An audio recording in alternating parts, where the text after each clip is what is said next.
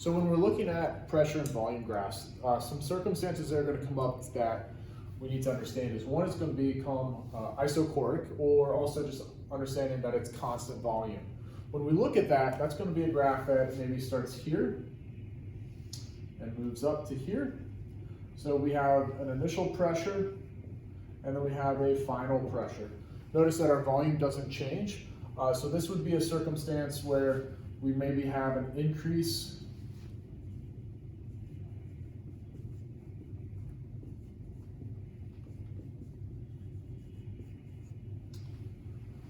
This situation could occur if we have an increase or a decrease in temperature based on the idea that our volume of a container doesn't change, but if something's heated up, then its pressure is going to increase. If it's cooled down, its pressure is going to decrease. We can tell which circumstance has a higher temperature based on the ideal gas law, where if we solve for temperature,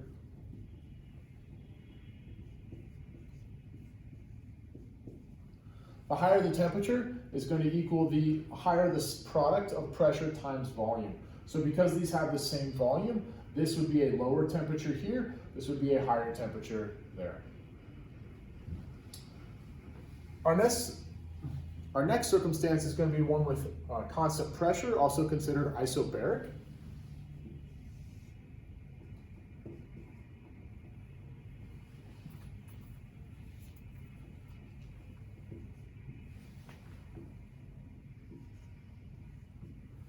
This would be a circumstance where the pressure is maintained within a container, however the volume is allowed to increase or decrease. Again, this is going to be due to a difference of temperature, where again, if temperature is pressure times volume, this is going to be a higher temperature here, and this is going to be a lower temperature. So again, this would be a circumstance where the pressure is maintained or allowed to be constant. However, with an increase of temperature, our volume is going to expand. With a decrease of temperature, our volume is going to decrease as well. Our last circumstance would be a constant temperature, also considered an isotherm. That's typically going to be a circumstance where you see some path that looks like this, where each point on this isotherm, the product of P times V is a constant value. That product being constant, again, means that our temperature is constant, and you're going to get this inverse relationship right there. This is where this would occur when something is done slowly in terms of the volume and pressure changes over time, and there is very low insulation that allows any heat or any added heat from an increase in pressure or the circumstances to be dissipated, and so that means that the temperature is going to remain constant.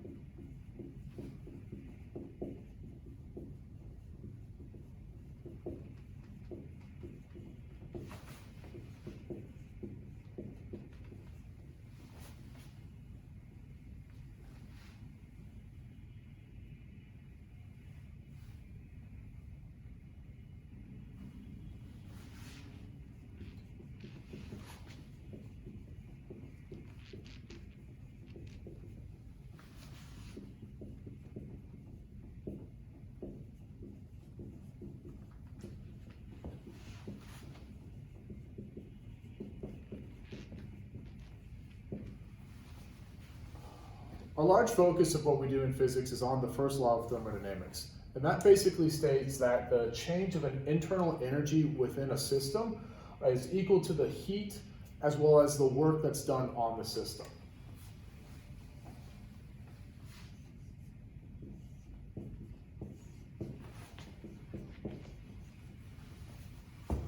We're going to show that using the equation of the change in internal energy is equal to the heat plus whatever work is done on the system.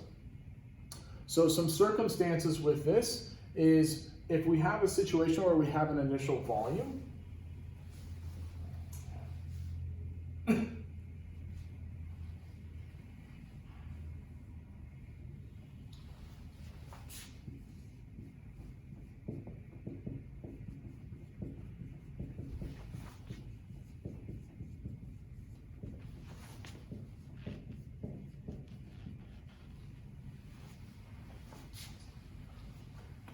with this setup, here's what each indication of char or with this setup, we need to understand what a positive Q or negative Q as well as a positive W or negative W are going to indicate. A positive Q is going to indicate if we have this container which is filled with gas, a positive Q would be we're adding heat to our system. So if we submerge this in a heated bath, or we put hot water around it, or we put a flame down here to heat it up, we're adding heat to our system.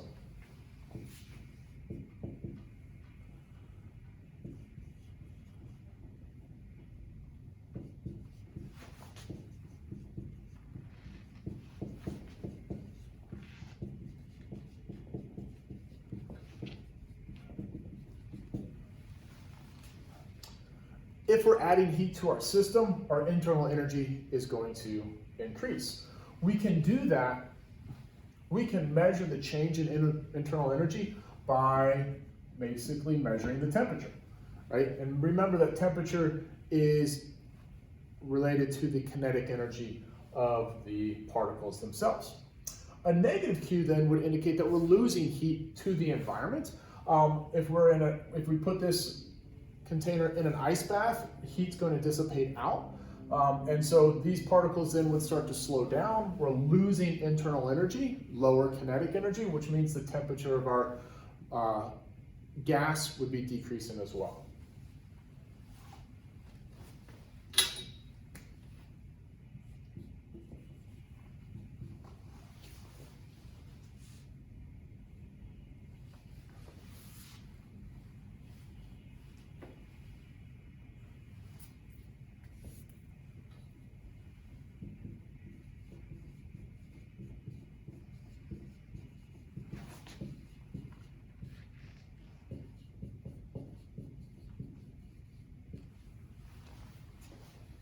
In terms of W, W stands for work.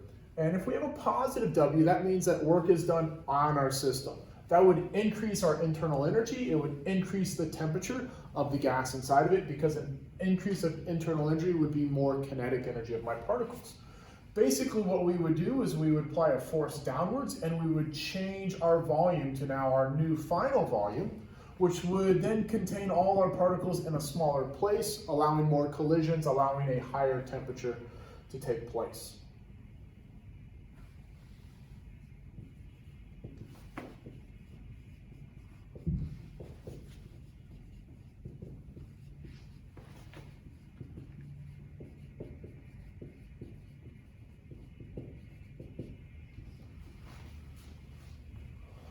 Opposite of that would be a negative work.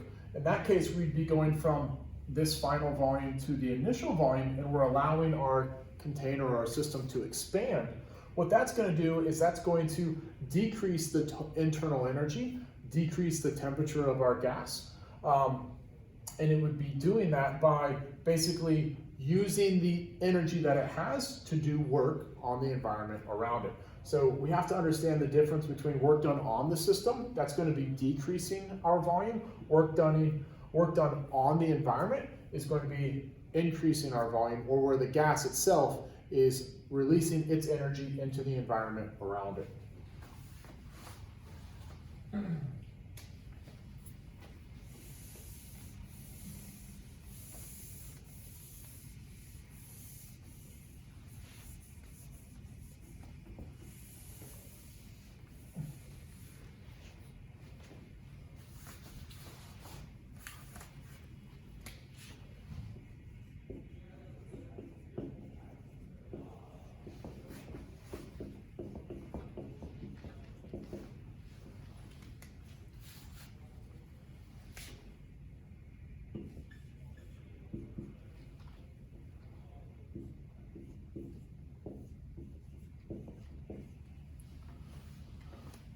find the work done, we're going to use the equation work equals negative pressure times the change in volume. And this indicates, just like what I just showed us, in that if we have an increase in volume,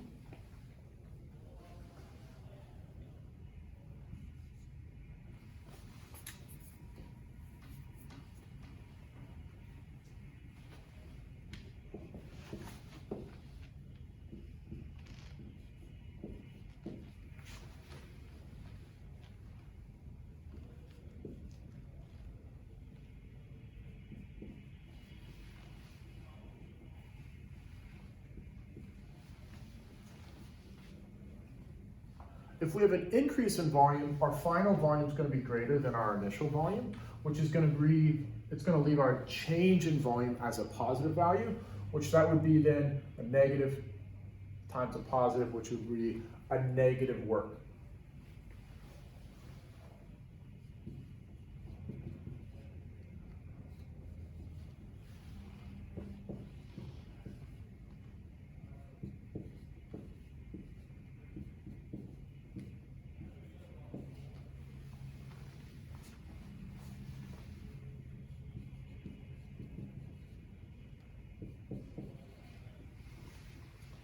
Opposite of that, if we have a final volume which is less than our initial volume, that's going to give us a negative change in the volume, which negative times a negative then would be a positive change or a positive work that is done.